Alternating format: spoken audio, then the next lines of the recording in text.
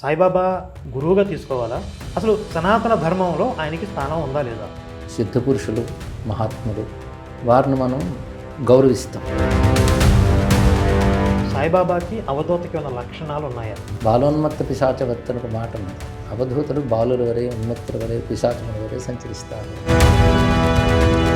ఇప్పుడు సాయిబాబా ఎందుకు పరబ్రహ్మ అన్నదానికి ఆయన గురువు కాబట్టి పరబ్రహ్మ అనేలాగా వాదన చేస్తున్నారు. మీరు కూడా సాయి రక్షా స్తోత్రం రచించారు అని నా 37 ప్రవచనాల్లో కూడా వారి గురించి నేను ఎక్కడ చెప్పడం కూడా జరగలేదు.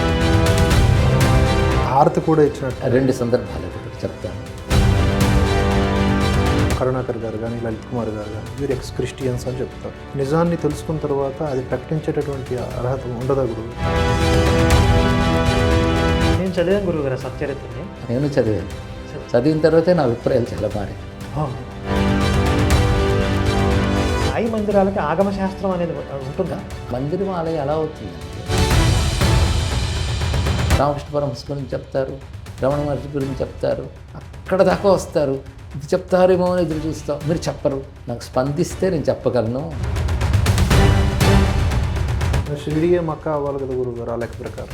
షిరిడి జెరూసలేం అవ్వాలి కదా. రెండు వాళ్ళు ఒప్పుకోరుగా, మనం ఒప్పుకుంటాం. అది బాధ. ఇతర మతాలు ఎలాగైతే ఈ ధర్మాన్ని దెబ్బతీయడానికి ప్రయత్నిస్తున్నాయో, వీళ్ళు ఆ ఉద్దేశం లేకపోయినా ఈ ధర్మాన్ని దెబ్బతీయడం జరుగుతుంది. ఇక్కడ నిర్మోహమాటంగా నేను ఒక ప్రశ్న అడుగుతాను గురువుగారు. ఇది కలిపురుషుడి ప్రభావం అయి ఉంటుందా? సాయి గాయత్రి మంత్రం ఒకసారి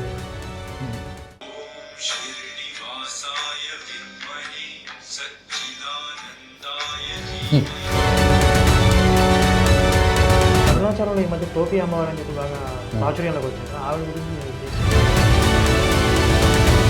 అవధూతలు పిచ్చివాళ్ళ సంచరించవచ్చు, కానీ పిచ్చివాళ్ళందరూ అవధూతలు అయిపోరు కదా. అందరికీ నమస్కారం. నేను కరుణాకర్ సుగ్గన, శివశక్తి. అందరికీ నమస్కారం. నేను దువ్వాడ శివప్రసాద్, భరతవర్ష నుంచి. ఈరోజు మేము ఇరువురు కలిసి సరస్వతీ పుత్రులు గురుదేవులైనటువంటి సామవేదం షణ్ముఖ శర్మ గారి దగ్గరకు రావడం జరిగింది. ఎందుకు విశేషం ఏంటి అని అంటే, ఈ మధ్యకాలంలో సాయిబాబా గురించి ఒక పెద్ద చర్చ, వివాదం నడుస్తూ ఉంది. మేము మా వెర్షన్లో కొన్ని చారిత్రకపరమైనటువంటి విషయాలు, అలాగే సాయిబాబా సచ్చరిత్రలో ఉన్నటువంటి విషయాలను తీసుకొని మేము మాట్లాడుతూ ఉన్నాం. దీనికి విరుద్ధంగా మాట్లాడేవాళ్ళు కూడా కొంతమంది ఉన్నారు. అయితే అసలు ధర్మం ఏం చెప్తుంది, శాస్త్రం ఏం ప్రమాణం చూపిస్తుంది? సాయిబాబా అనే ఒక వ్యక్తిని గురువుగా తీసుకోవాలా, లేకపోతే దేవుడిగా భావించాలా? అసలు సనాతన ధర్మంలో ఆయనకి స్థానం ఉందా లేదా? సనాతన ధర్మానికి విరుద్ధంగా సాయి భక్తులు వ్యవహరిస్తున్నారా? ఇలాంటి సందేహాలకి సమాధానాల కోసం ఈరోజు గురువుగారి దగ్గరికి రావడం జరిగింది. మరి సాక్షాత్తుగా సామవేదం గారు చెప్పడం అంటే శాస్త్రవాక్యే, వారు ఏదైనా సత్ప్రామాణికంగా మాట్లాడతారు. కనుక ఈ విషయాల మీద మనకున్నటువంటి సందేహాలన్నీ నివృత్తి చేసుకోవడానికి మంచి సదవకాశం కల్పించినందుకు ముందుగా గురువుగారికి మనస్ఫూర్తిగా ధన్యవాదాలు, పాదాభివందనాలు తెలియజేస్తూ మరి చర్చలోకి వెళ్దాం. నమస్తే గురు. నమస్కారం అండి. గురుగారు, స్ట్రైట్గా విషయంలోకి వస్తే, ఇప్పుడు సాయిబాబాని మనం ఎలా చూడాలి శాస్త్ర ప్రమాణంగా? ఇప్పుడు సాయిబాబా ఇలాంటి విధానాలేమీ నాకు తెలిసి సనాతన ధర్మంలో భాగాలు కావు అని నా అభిప్రాయం. పైగా ఇవి మనం తీసుకొచ్చినవే తప్ప ధర్మంలో అనుచారంగా ఉన్నటువంటివి కావు కదా ప్రధానంగా. అయితే మన సంస్కృతిలో ఒక విశేషం అన్నది దేవతలను ఆరాధించడం అన్నది. రెండవది యోగులు, సిద్ధపురుషులు, మహాత్ములు, వారిని మనం గౌరవిస్తాం. పైగా వారి తపశ్శక్తి ప్రభావం, వారికి ఉన్న సాధన మహిమ బలం వారికి తప్పకుండా ఉంటాయి కనుక గౌరవించడం మంచిదే అంతవరకు. కానీ ఇప్పుడు షిరిడి సాయిబాబా గారి పేరుతో ఉన్నటువంటి కల్ట్ అయితే ఉందో అది ఆ మర్యాదలతో కూడా లేదు. అది నాకు కనిపిస్తున్నది. పైగా సనాతన ధర్మంలో ఉన్నామన్న భావంతోనే సనాతన ధర్మానికి విరుద్ధంగా ప్రవర్తించడం జరుగుతుంది. ఆ కారణం చేత అందులో భాగంగా నేను భావించడం లేదు. ముఖ్యంగా మీకు తెలిసిన ఋషిపీఠం పత్రిక 27 ఏళ్ళుగా మన సనాతన ధర్మం మీద నడుపుతున్నాం. 27 ఏళ్లలో ఒక్క సంచికలో కూడా మేము వారి మాటలు కానీ వారి గురించి కానీ క్షేత్రం గురించి కానీ ఎప్పుడు ప్రచురించలేదు. అలాగే నా 37 ప్రవచనాల్లో కూడా వారి గురించి నేను ఎక్కడ చెప్పడం కూడా జరగలేదు. అయితే మీరు కూడా సాయిబాబా వారికి హారతి ఇచ్చారని, సాయి రక్షా స్తోత్రం రచించారు అని ఇలాంటివి కొన్ని ప్రచారాలు బయట ఉన్నాయి. వాటి వివరాల్లోకి మళ్ళీ వెళ్దాము. అయితే ఇంకొక ప్రశ్న ఏంటంటే గురుగారు, ఆయన అవధూత అని అంటున్నారు. అసలు అవధూత అంటే ఎవరు? ఎవరెవరిని మనం అవధూతలుగా భావించవచ్చు? సాయిబాబాకి అవధూతకి ఉన్న లక్షణాలు ఉన్నాయా? దానికి కొనసాగింపుగా ఇది వివరణ ఏంటంటే, అవధూత అంటే అశుభ్రంగాను, అశౌచంగాను, వికృతంగాను ఇలా ఉంటే తప్ప అతను అవధూత కాదు అనేటటువంటి ఒక మెంటల్ స్టేటస్ కూడా తెప్పించేస్తున్నారు లేదా వచ్చేస్తున్నారు. ఇంకా స్పష్టంగా అవలక్షణాలు ఉన్నవారు అని కూడా చెప్తున్నారు. అవలక్షణాలు ఉన్నవారే అవధూత అనేలా చెప్తున్నారు. అయితే అవధూతల ప్రవర్తన మనకు అర్థం కాదు. అవధూత అనేటువంటి వాళ్ళు మన సనాతన ధర్మంలో వర్ణాశ్రమాలకి అతీతులు. అదేవిధంగా వాళ్ళు మతాలకి వీటన్నిటికీ అతీతమైన స్థితి వాళ్ళది. అందుకే దాన్ని అత్యాశ్రమి అంటారు. ఈ అత్యాశ్రమి అంటే సన్యాసం. సన్యాసంలో కొన్ని మర్యాదలు ఉంటాయి. అది కూడా సనాతన ధర్మం చెప్పిన ప్రకారం పాటిస్తారు. అవధూతులకి దేహాభిమానం కూడా ఉండదు. దేహాభిమానానికి అతీతమైన స్థితిలో ఉంటారు వాళ్ళు. అందుకే వాళ్ళు ఇలా ఉంటారు, ఇలా ఉండకూడదు అని మనం నిర్దేశించడానికి లేదు. నిస్త్రేయగుణ్యే పథి విచరతే కో విధి కో నిషేధ అన్న మాట ఉంది. త్రిగుణాలకు అతీతమైనటువంటి వారికి విధి నిషేధాలు వర్తించవు. వారికి వర్తించవు అన్నారు కానీ వారిని మనం గౌరవిస్తూ మనం విధి నిషేధాలను మనం మాత్రం అతిక్రమించరాదు. సాయిబాబా గారు అల్లా మాలిక్ అనే పదాన్ని నిత్యం స్మరిస్తూ ఉండేవారని చెప్పి సచ్చరిత్రలో ఉంది. అవధూతలు ఎవరైనా అల్లా మాలిక్ అంటారా? అన్నారు.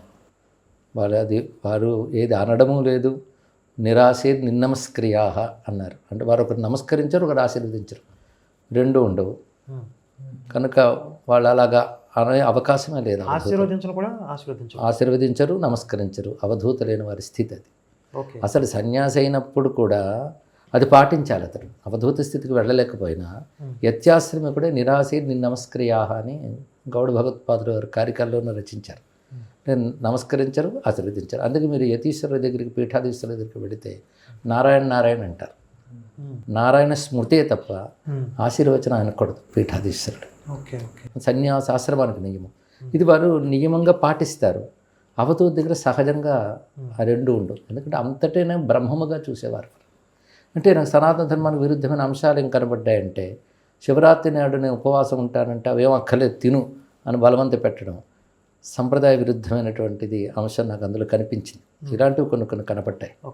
అందుకు ఇది సనాతన ధర్మానికి విరోధంగా ఉందని. అన్నిటికంటే నాకు ఎక్కువగా ఎందుకు చెప్తున్నానంటే సనాతన ధర్మం భాగం కాదు అనడానికి నాకు తారసపట్టుకునే సన్నివేశాలు చెప్పాలి. ఒకటి, ఆ సంప్రదాయంలో ఉన్నవాళ్ళు ఎవరూ కూడాను మన సనాతన ధర్మ సంప్రదాయాన్ని ఎక్కువ పాటించట్లేదు, విశ్వసించట్లేదు. మరొకటి గమనించాలి, అన్ని మతాలు ఒకటైన వాళ్ళు అంటారు కానీ అందులో హిందువులు తప్ప ఇంకో మతస్థులు వెళ్ళట్లేదు, పాల్గొనట్లేదు. అంటే వాళ్ళ మతం మీద వాళ్ళకి స్పష్టమైన అవగాహన ఉంది. దాని నుంచి బద్దె తప్పము అంటున్నారు. మన మతం మీద అవగాహన లేక మన సంప్రదాయంగా ఆరాధించే శాస్త్ర సమ్మతమైన దేవతల స్థానాల్లో తీసుకొచ్చి పెట్టడం బాధాకరమైన అంశం.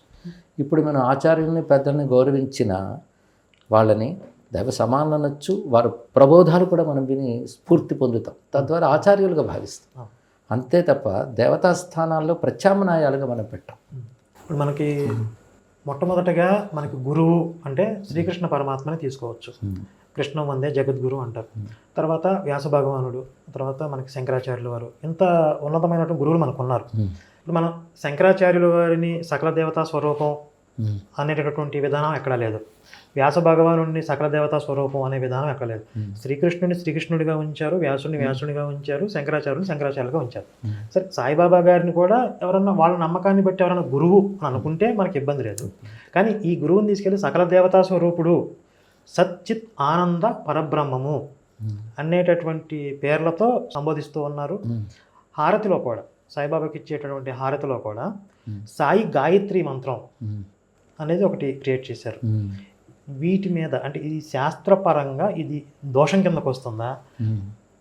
వీటి మీద మీ స్పందన? అందుకుంటే కాకుండా గురువుగారు సాయి సహస్రనామం కూడా వచ్చింది, సాయి గీత వచ్చింది.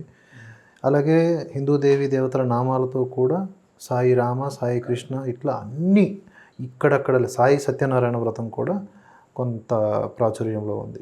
ఇవన్నీ జరుగుతూ ఉన్నాయి. ఇవన్నీ ఇలా జరుగుతాయని సాయిబాబా గారికి తెలియదు. అదే ఇక్కడ ఆలోచించాల్సిన అంశం. అంటే ఇది ఎవరు దీన్ని తయారు చేస్తున్నారు, మరొక మతంగా తయారు చేస్తున్నారు. బాధాకరమైన అంశం ఏంటంటే అది మన మతంలో చొప్పించారు. అది ఇక్కడ ఇమ్మీడియట్ అటువంటిది కాదు. అవతారములు లెక్క మనకు శాస్త్రం చెప్పింది, జరిగిన అవతారాలు చెప్పేసింది. కృష్ణావతారం తర్వాత మరి అవతారం లేదు, కల్కి అవతారం ఇంకా రాలేదు. వీటి గురించి పురాణములు అవతారముల సంఖ్య ఇప్పటివరకు ఎన్ని జరిగాయి, తర్వాత ఏం రాబోతున్నాయి, ఇవన్నీ చెప్పాయి. కృష్ణుడి తర్వాత అవతారం లేదు అంటే మరి వెంకటేశ్వర స్వామి వారు? వెంకటేశ్వర స్వామి కృష్ణుడికి తర్వాత వచ్చిన వారు కాదు, కృష్ణుడి కంటే పూర్వమే ఉన్నటువంటి వారు. ఇది అర్చామూర్తి అంటారు, అది అవతారం కిందకి రాదు. అర్చామూర్తి, అర్చామూర్తి అంటే అందరూ ఆరాధించడానికి తనను తాను ఒక మూర్తిగా ప్రకటించుకున్నారే తప్ప ఆయన ఒక రూపం ధరించి వెళ్ళడం, కథ నడపడం అది కాదు. అర్చామూర్తిగా ఆవిర్భవించారు. సాక్షాత్ నారాయణుడే దిగి వచ్చి అర్చామూర్తిగా ఆరాధింపబడ్డాడు. అది ఎప్పటి నుంచి, ఇప్పుడు మనం ఉన్నటువంటిది కలియుగం, వైవస్వత మన్వంతరం ఉండేది. ఇది ఆదో కృతయుగే అని వర్ణించారు. అంటే మొదటి స్వయంభువ మన్వంతరం మొదటిది. అప్పుడే భగవానుడు అర్చామూర్తిగా ఆవిర్భవించాడు శ్రీనివాసునిగా. రామావతారంలోనూ వెంకటేశ్వర స్వామి ఉన్నాడు, కృష్ణావతారంలోనూ వెంకటేశ్వర స్వామి ఉన్నాడు. మనకు తెలియక లోక ప్రతీతిలో కలువు వెంకటనాయక అంటే కలియుగంలో దోషాలు పోగొట్టేవాడు వెంకటేశ్వరుడు అని చెప్పడం ఉద్దేశంతో, అని తర్వాత వచ్చిన అవతారం కాదు ఆయన, అర్చావతార మూర్తి ఆయన. సాయిబాబాని సమాధి చేశారు, ఆ సమాధి పక్కనే విగ్రహం పెట్టారు ఆ షిరిడీలో. ఈ సమాధి చేసినటువంటి విధానం కూడా హిందుత్వ ఆచారాల ప్రకారం చేశారా, అది ఒక దర్గాలాగా భావించకూడదా అని ఒక ప్రశ్న కూడా వస్తుంది. ఆయన గురించి మనం చెప్పేటప్పుడు హిందూ ధర్మ ప్రకారంగా ఆయన జీవించడానికి కూడా ఆధారం లేదు అక్కడ కనబడుతుంది. అందుకే వారు జరిగిన సమాధి కూడా సంప్రదాయబద్ధంగా జరిగిందని చెప్పడానికి లేదు. అక్కడ ఆ టైంలో కలెక్టర్ అధికారికంగా ఇచ్చినటువంటి ఉత్తర్వు కూడా ఆయన ఒక ముస్లిం, ఆ సంప్రదాయం ప్రకారం అతను ఖననం చేయబడ్డాడు అని చెప్పి, ఆ తర్వాత ఆయనకున్నటువంటి ఆస్తులన్నీ మొట్టమొదటగా ఏర్పడినటువంటి ట్రస్ట్కి అప్పగించాలి అని చెప్పి ఒక అధికార ఉత్తర్వు ఉంది అప్పటి కలెక్టర్. ఇది బ్రిటిష్ టైంలో ఉన్నటువంటి ఆర్కైవ్స్లో ఉంది స్పష్టంగా. ఇవన్నీ ఉన్నాయి గురువుగారు. బాగుంది మీరు పరిశోధనతో ఈ విషయాలు చెప్పడం, నాకు కొత్తగా వింటున్నాను కానీ వాస్తవమైన విషయాలే ఇవన్నీ కూడా స్పష్టంగా అర్థమవుతుంది. అయితే వారి పేరును ఒక కల్ట్ తయారు చేయడమే కాకుండా ఆ కల్ట్ పేరుతో సంప్రదాయం నుంచి చాలా ఎంత దూరంగా ఉన్నారంటే, చాలా కాలం క్రితం ఒక ప్రసిద్ధ టీవీ ఛానల్ ఒక ప్రోగ్రాం చేస్తుంది పర్వదినాన్ని పురస్కరించుకుని. అందులో ప్రవచన భాగం నేను చెప్పవలసింది. వెళ్ళినప్పుడు అక్కడ మిగిలినటువంటి వాళ్ళ పిల్లలు అందరూ వచ్చున్నారు, స్కూల్ పిల్లలు, కాలేజ్ పిల్లలు, వాళ్ళందరూ అందులో పాల్గొన్నారు. పాల్గొంటున్నప్పుడు నేను ప్రవచనం చేసినప్పుడు సనాతన ధర్మం అంటే ఇదా అండి, మేమేమనుకున్నామంటే వారానికి ఒకరోజు సాయిబాబా గారి మందిరికి వెళ్ళడం, ఆయన పుస్తకం చదవడం ఇదే అనుకున్నామండి, మాకు ఇంకోటి తెలియదంటే నాకు చాలా బాధ కలిగింది. ఇన్ని లక్షల సంవత్సరాలు అదే చరిత్ర కలిగినటువంటి గ్రంథంలో మన రామ కృష్ణ ఇవన్నీ పోయి వీటి ప్రాధాన్యాలు తెలియకుండా వీటికి సంబంధం లేని తీసుకొచ్చారు కదా. ఇప్పుడు మనం శంకరాచార్యను పూజించిన ఒక ఆచార్యుడు గంట, వాళ్ళల్లో మనం భగవత్ చెప్పిన విషయాలని చెప్పారు కనుక భగవత్ సమానం. అంతేగాని వారి అవతారము ఇవి మనం అని వాళ్ళని ప్రత్యేకంగా వాళ్ళు పూజలు పునస్కారాలు ఇవే మనకి చేయట్లేదు. గురువుగా పూజిస్తే పూజిస్తాం, కానీ మన సనాతన దేవతలు అందరి స్థానంలో ప్రత్యామ్నాయంగా పెట్టడం లేదు. అదే ఇక్కడ జరుగుతోంది. రామాయణ మహాభారతాలను తీసేసి సాయి సచ్చరిత్రని పెట్టడం పారాయణ గ్రంథంగా, రాముణ్ణి కృష్ణుణ్ణి తీసేసి సాయిబాబాని పెట్టడం, ఇదంతా అసలు ఒక కుట్రపూరితంగా జరుగుతుందా అనే సందేహం కూడా మాకు వస్తుంది. అంటే ఎవరు కుట్రో నాకు తెలియదు, కానీ ఇతర మతాలు ఎలాగైతే ఈ ధర్మాన్ని దెబ్బతీయడానికి ప్రయత్నిస్తున్నాయో, వీళ్ళు ఆ ఉద్దేశం లేకపోయినా ఈ ధర్మాన్ని దెబ్బతీయడం జరుగుతుంది. ఎందుకంటే మన గ్రంథాలు ఎవరికి తెలియట్లేదు, భగవద్గీత చదవాలని కూడా అనిపించట్లేదు, ఇదే చాలు అనుకుంటున్నారు. అది బాధాకరమైన అంశం. వారంలో ఒక వారం గురువారం కేటాయించడం, ఆ గురువారం కూడా గురువారం అంటే బాబానే, ఇంకా వ్యాసుల వారు లేరు, శంకరులు లేరు, ఇతర గురువులు ఎంతోమంది, వందల మంది. అలాగే గురు పూర్ణిమ అనగానే సాయి పూర్ణిమ ఎక్కడా చెప్పదు, గురు పూర్ణిమ సంప్రదాయమే వేరు. అసలు గురు పూర్ణిమ అనగానే అది ఆయనకు సంబంధించిన పర్వదినంగా ఉండడం మన శాస్త్ర విరుద్ధం కాదు. మనం 100 సంవత్సరాలుగా 1000 సంవత్సరాలు జరుపుకుంటూ ఉన్నాం. 100 సంవత్సరాల క్రితం వచ్చిన ఈయన పేరు మీద హైజాక్ చేసేస్తాం. అది అంత బాధాకరమైన అంశం. అలా విజయదశమి అమ్మవారు నవరాత్రులు శమీ పూజ పోయి ఆ స్థానంలో వారి సమాధి దినం అంటూ చేయడం ఒకటి కూడా ఉంది. శ్రీరామనవమి కూడా ఆయన చావడోత్సవం అనేది, ఇవన్నీ మనం చేసుకునే ప్రధాన పర్వంలో అవి ఉత్సవాలు చేస్తున్నారు గురుగారు. ఆ రోజు సాయిబాబా గారు ఉన్నప్పుడు కూడా శ్రీరామనవమి రోజు ఉరుసు ఉత్సవాలు చేయించారు. ముస్లిం సంప్రదాయానికి చెందిన ఉత్సవం అది హిందువులందరితో. ఇప్పటికీ షిరిడీలో కానీ సాయిబాబా మందిరాల్లో కొన్ని చోట్ల శ్రీరామనవమి రోజు ఉత్సవాలు చేస్తున్నారు. ఒక సందేహము బాధ ఏంటంటే గురుగారు, హిందువులే ఎందుకు అంత బలహీనంగా ఉన్నారు అంటే వాళ్ళకి ప్రమాణాల పట్ల, ఇప్పుడు ఒక ముస్లిం ఉన్నాడు, ఖురాన్ చెప్పిందే వేదం వాళ్ళకి, బైబిల్ చెప్పిందే మాకు వేదం అని క్రైస్తవులు చెప్తారు. కానీ హిందువులు మాత్రం ఎవరో ఒక వ్యక్తిని తీసుకొచ్చి మార్కెటింగ్ చేసేస్తే సడన్గా ఆయన దేవుడు అయిపోతాడు. ఇప్పుడు సాయిబాబా రూపంలో ఆక్రమించే ప్రయత్నం చేస్తున్నారు. ఇంత బలహీన మనస్తత్వంతో ఉంటే రేపొద్దున ఇంకొక బురిడి బాబాని తీసుకొస్తారు, ఆయనే దేవుడు అంటారు, మన రాముడు కృష్ణుడు వెళ్ళిపోతారు. అంటే తల్లి పాలతో బిడ్డ పెరిగితే అతనికి పౌష్టికాహారం ఉంటుంది, బలంగా ఉంటాడు. కానీ ఒక కృత్రిమ పాలతో ఒక ప్యాకెట్ పాలు తీసుకొచ్చి ఇదే ఒరిజినల్ పాలు అవన్నీ మనకు అవసరం లేదు అని ఇలా నూరిపోస్తుంటాయి హిందువులకి. వీళ్ళు ఆధ్యాత్మికంగా పునాదులు బలంగా ఉండట్లేదు. ఇప్పుడున్న జనరేషనే మన మూలాలకి దూరం అయిపోతే, రామాయణ మహాభారతాలకి దూరం అయిపోతే వాళ్ళ పిల్లలు ఎలాంటి పరిస్థితుల్లో ఉంటారు? ఎందుకు ఇంత బలహీనంగా ఉంది హిందూ సమాజం అనేది? భవిష్యత్తులో చాలా ఇబ్బంది ధర్మానికి. ఉదాహరణకి పోని వారి ద్వారా ఏమైనా గొప్ప బోధలు, ఒక తాత్విక చింతన ఇలాంటివి గ్రహించడం జరుగుతోందా అంటే అది పెద్ద శూన్యమే. ఇప్పుడు మహిమలు వస్తున్నాయని వెళ్ళిపోవడం, అక్కడ తిరగడం వెళ్ళడమే తప్ప ఇప్పుడు రమణ మహర్షి మనం వెళ్ళాము, రమణుల వారి దగ్గర వెళితే రమణుల వారు చెప్పిన తత్వము, వేదాంతము వీటిని మనం విశ్వసించి జీవితంలోకి తెచ్చుకుంటాం. అంతేగాని అక్కడికి వెళ్ళడం ఒక మహిమని, ఆయన పేరున ఒక ఉత్సవము, ఇవేవి మనం ప్రవేశింపచేయట్లేదు. రమణ మహర్షి వారిని ఆరాధించడం, సాయిబాబాను ఆరాధించడం, ఈ రెండింటిని కంపేర్ చేస్తే ఒకటే అంటారా? కాదు, ఎట్టి పరిస్థితులు కాదు. రమణుల ఆరాధనలో మనకు స్పష్టత ఉంది. ఆయన జ్ఞానానికి మనం నమస్కారం చేస్తున్నాం, ఆ జ్ఞానాన్ని బోధించడానికి వచ్చినటువంటి మహాపురుషునిగా గౌరవిస్తున్నాం. కానీ ఆయన పేరును ఒక వారం కానీ, ఆయన పేరును ఒక ఉత్సవం కానీ మన వాటికి ప్రత్యామ్నాయాలుగా తీయట్లేదు. ఏ దేవతా స్వరూపాలకి ప్రతిరూపంగా రమణ మహర్షి వారు తీసుకోవట్లేదు. మన ఏ సంప్రదాయం అది కొనసాగిస్తూనే దానికి ఆచార్యులుగా భావించాం. అదే స్థాయి మనం పరమాచార్యుల వారిని వీరిని భావిస్తున్నాం. అలాంటి సిద్ధపురుషులు మహాత్ములను మనం గౌరవించితే ఏ బాధ లేదు. రమణ మహర్షి వారి సమాధిని కూడా దర్శించుకుంటారు, కొంతమంది నమస్కారం చేస్తూ ఉంటారు. ఇప్పుడు షిరిడీలో జరిగేది కూడా అలాంటిదే కదా అని కొంతమంది మాట్లాడే అవకాశం ఉంది. దానికి దీనికి రెండు సమాధులే కదా అని పాయింట్. ఇప్పుడు సమాధులు అంటే అది ఓ మహాపురుషుడు సమాధి చెందితే అదొక గౌరవ స్థానంగానే మనం చూస్తాం సన్నిధానం. కానీ అదేవిధంగా చరిత్ర కూడా మనం పరిశీలించాలి కదా. మరి ఏ విధమైన చరిత్ర ఉంది, ఎటువంటిది ఉంది, సంప్రదాయం ఏమిటో కూడా తెలుసుకోగలగాలి. ఇక్కడ ఇంకొక ప్రమాదం కూడా గురువుగారు, మన దేవీ దేవతల నామాలు అత్యంత పావనమైనవి, అవి నిరంతరం మననం చేసుకుంటే ఎంతో శక్తి వస్తుందని పెద్దలు చెప్తారు. మరి ఇప్పుడు అలాంటి నామాల్ని ఇలాంటి కొన్ని పేర్లతో ఇలా కలిపి పఠించటం వల్ల ఏమైనా నష్టం ఉంటుందా? అంటే నష్టం ఉంటుందండి, ఎందుకంటే శాస్త్రవిరుద్ధమైన పద్ధతి ఇది. ఇప్పుడు మీ ఇందాకే చెప్పినటువంటి రమణలో పరమాచార్య వాళ్ళ పేరుని గాయత్రులు తయారు చేయలేదు, అంతే కదా. ఎవరు నామాలు రాసుకున్నప్పటికీ కూడా ఎందుకు చెప్పినట్టు సంప్రదాయానికి విరుద్ధం అనేది అక్కడ లేదు కనుక, సనాతన ధర్మానికి విరుద్ధమైన సంప్రదాయం అక్కడ లేదు. ఇక్కడ విరుద్ధం కనబడుతుంది కదా. పైగా వాళ్ళ పేరు నామాలు వాళ్ళ పేరుని చేయడానికి మంత్ర ప్రమాణం, శాస్త్ర ప్రమాణం ఉండాలి కదా. ఆ మాటకు వస్తే యేసు గాయత్రి కూడా తయారు చేశారు, యేసు సహస్రనామాలు చేశారు. అక్కడ ఉన్నాయని వాటిని మనం గౌరవిస్తామా? అది వాళ్ళ మత విశ్వాసం వాళ్ళని వదిలేయాలి, ఇది వీళ్ళ మత విశ్వాసం వీళ్ళని వదిలేయాలి. కానీ సనాతన ధర్మంలో భాగంగా మాత్రం చెప్పరాదు. ఇప్పటికే శ్రీరాముడు, శ్రీకృష్ణుడు ఈ రెండింటిని ముఖ్యంగా దూరం చేయాలని చాలా ప్రయత్నాలు చేస్తున్నారు.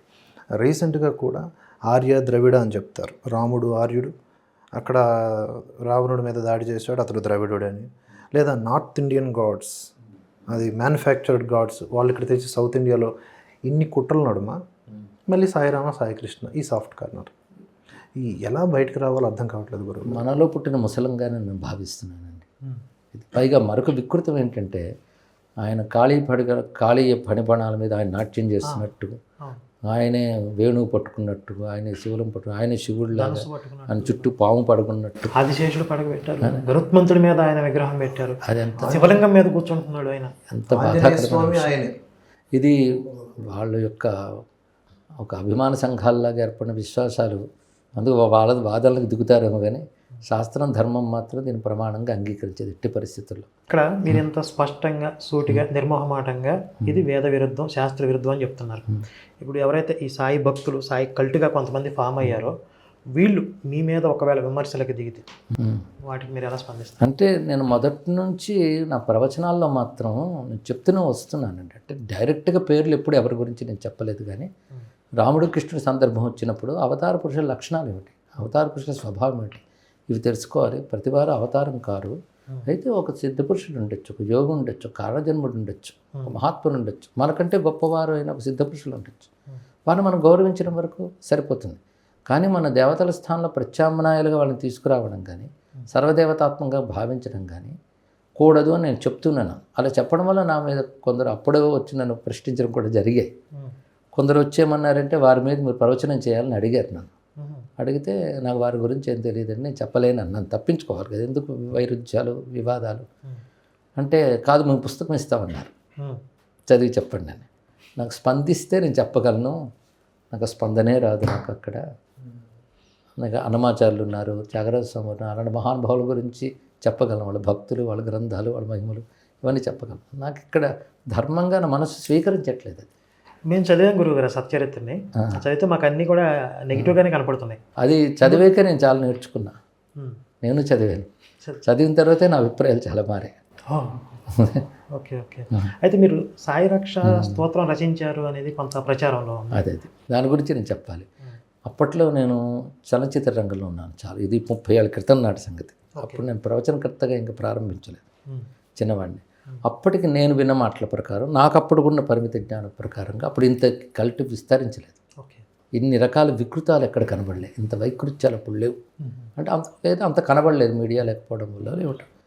మా నాన్నగారు అసలు దేవుళ్ళను మనుషులుగా పూజించిన కల్చర్కి చాలా విరుద్ధం, బాగా వాటిని ప్రతిఘటించారు. కానీ ఒక మాట అన్నారు ఆయన తెలిసిన వారు, షిరిడి సాయిబాబా గారు మాత్రం సిద్ధపురుషుడు, అంతవరకు స్వీకరించవచ్చు అన్నారు. అంతే తప్ప మేము ఇళ్లలో పెట్టుకుని పూజలు చేయడం కానీ మాకు ఎప్పుడు అలవాట్లేదు, ఇప్పుడు అలవాట్లేదు, ఎప్పుడూ లేదు. ఆ భావం మాత్రం చెప్పారు. దాంతో నాకు ఆయన పట్ల దుర్భావం ఏర్పడలే, ఒక సద్భావం మాత్రం ఉంది.